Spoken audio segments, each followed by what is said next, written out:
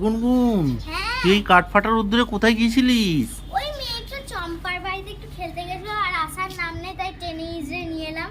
তো চম্পার বাড়ি থেকে আসার পথে একটা দোকান ছিল, তাই সব কিনেছে। তো এই এত কাঠফাটা রোদ্দুরে একদম থাকতে পারছি না, তো ওপরে চলো গিয়ে দেখাবো, আরামসে দেখাবো।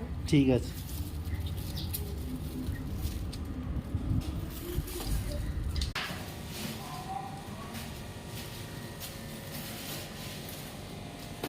গরম রে বাবা, একটু বস, এটা খুলে খুলে ফেল না।